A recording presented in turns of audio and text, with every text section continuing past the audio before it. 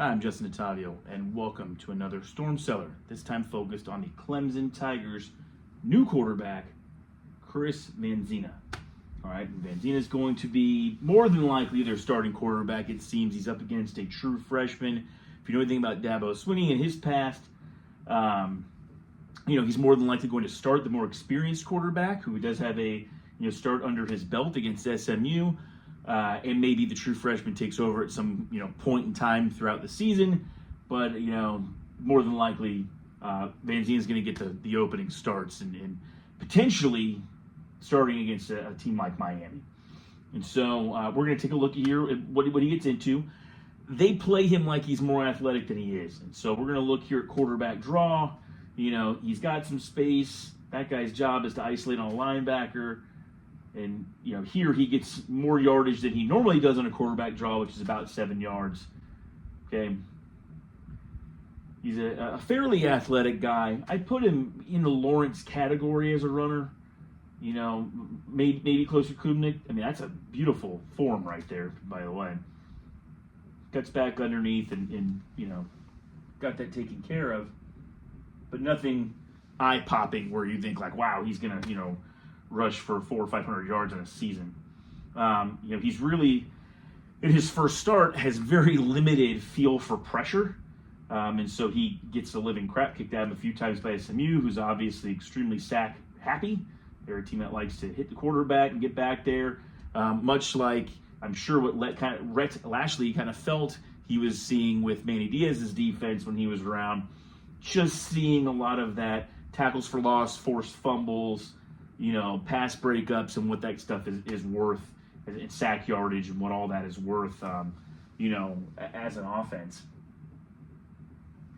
So Vizzina is here, throws a hospital ball, right? Is what I'm going to call this. So he works through a play action here. You can see it's play action RPO because the line is all staying home. Fires in that route. It's behind and high, leading into two defenders who give him a nice shot there, and he's a little shaken up afterwards because that is truly, kind of a hospital ball there that gets a guy knocked out. So as you can see, the placement is forcing him to come back and away, giving this guy time to get there, and they go high-low on him.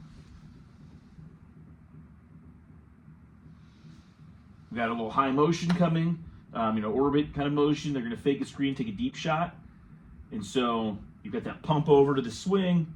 He's going to fire it deep, and nice, beautiful touchdown throw. So we see some of the negatives and some of the positives. They start off throwing a lot of screens because they're trying to get him comfortable, kind of like Notre Dame with CHRISTOPHER against Miami. He does that fake, fires deep. He gets that one-on-one. It's in front. It's there, away from this defender.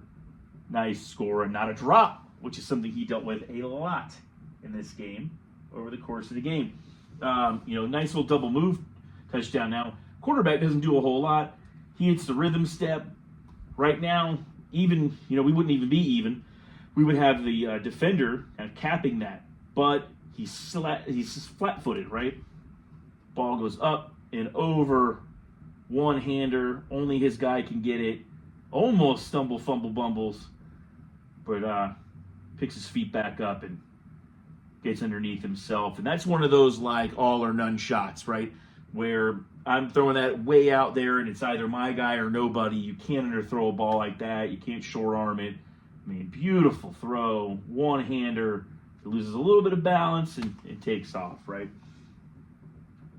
So what else do we have on the back half of this here? He's got good ball placement at times and terrible at others.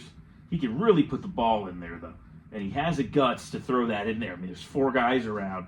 But he knows that if that's going in, it's got to go, low and down and slide. You got to be able to get down and get that ball. Great catch. You just see it from this angle, it looks even better. Right? As he comes, blitz pickup. Great job. Set up, fire it in. It's going to have to be down, low, avoid that hit. And he does. Great job by the receiver to avoid a hit. Now you're back up here, more pocket awareness, right? You're driving back. Oh, that play action. You've got, kind of a cut down time frame at that point, because you're not going to have that. That's, that needs to be thrown out there. Okay, this is all kind of walled off and covered. It's umbrella. Fire it away. Just give it to your guy down here. You can't hitch up because it's just too long. You forgot about the timing in your head of how long it took you to have a play action, turn your back, and to get your eyes back down. That's really onto your read. You're off of a rhythm at that point. And he gets sacked where you can't get sacked inside the 20. Just can't do it, right? It's one of those things, one of those quarterback rules, right? Here you've got that hard count, which is hilarious. I think it's like 4th and, goal 20 yards to go, or however much, 4th and 20 or something. So go, you see where the blitz is coming from, snap the ball, get yourself a free shot. Why not, right? What happens in college football at a free shot? Pass interference, a DPI. Some guy slips and falls down, or he just dogs it because he thinks it's over, or he thinks he hears a whistle, he expects a whistle. Because in practice, right, that guy jumps and everyone's whistle, they're dog cussing some guy, and you're not getting reps at what happens in a real game. And everybody, Clemson is very, very ready for this. They practice that. We've seen that with Dabo, where he has particular hard count plays. If they get it, he's going to run a screen, that kind of dead screen where none of the line moves. Fires it up there. It's just me versus you, jump ball. And their guy somehow comes away with it and catches it. And he does catch it on the other side. When you look at it from the end zone view, he does catch that football. So we're lined up here. Drops. I tag this as drops, right?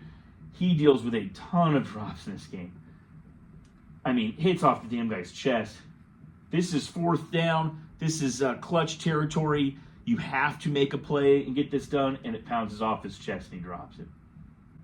So it's not necessarily like Vizzina was given a perfect game to play with.